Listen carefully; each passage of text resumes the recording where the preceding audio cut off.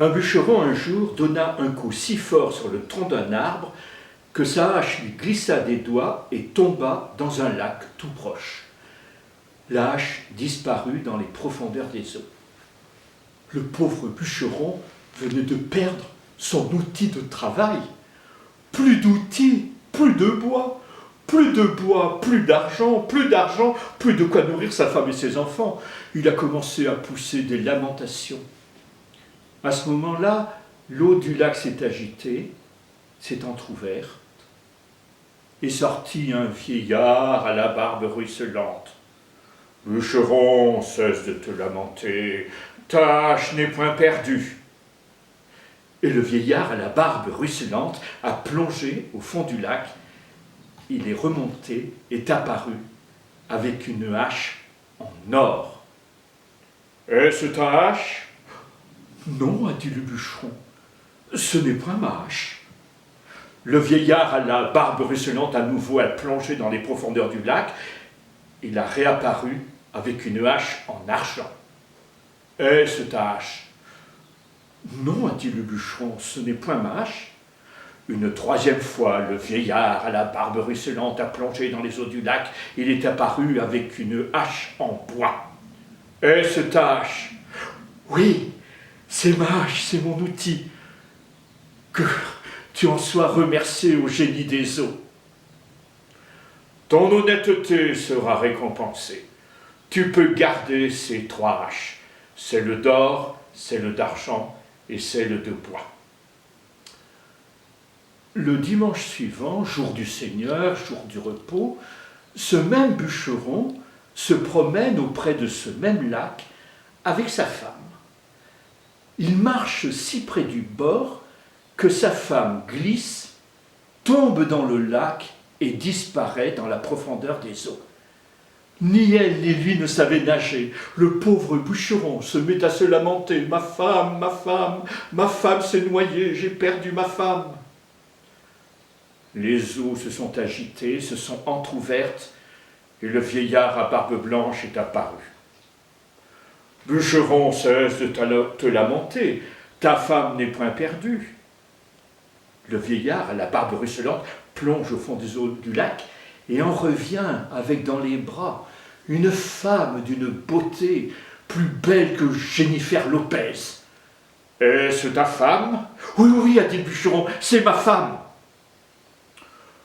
Je t'avais connu avec plus d'honnêteté. Comment peux-tu proférer un tel mensonge ?»« Ô génie des eaux, comprends-moi. Si je t'avais dit, comme pour mes haches, que ce n'était pas ma femme, tu aurais plongé une seconde fois, tu serais revenu avec une femme encore plus belle, une Penelope Cruz. Je t'aurais dit que ce n'était pas ma femme, tu aurais plongé une troisième fois, tu serais revenu avec ma femme, je t'aurais dit que c'était la mienne, et toi, pour me récompenser de mon honnêteté, tu m'aurais laissé les trois femmes. Eh bien, réfléchis. Penses-tu que je sois assez riche pour entretenir trois femmes ?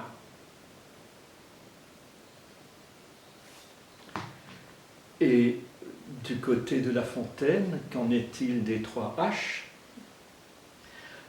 Un bûcheron perdit son gagne-pain, ses saconniers, et la cherchant en vain, se fut pitié là-dessus de l'entendre. Il n'avait pas des outils à revendre, sur celui-ci roulait tout son avoir. Ne sachant donc où mettre son espoir, sa face était de pleurs toute baignée. « Oh ma cognée, oh ma pauvre cognée !» s'écriait-il. « Jupiter, rends-la-moi, je tiendrai l'être encore un coup de toi !» Sa plainte fut de l'Olympe entendue. Mercure vient. « Elle n'est pas perdue, lui dit le dieu. La connaîtras-tu bien? Je crois l'avoir près d'ici rencontrée. » L'or, une dore, à l'homme étant montré, il répondit « Je n'y demande rien. » Une d'argent succède à la première. Il la refuse. Enfin, une de bois. « Voilà, dit-il, la mienne cette fois.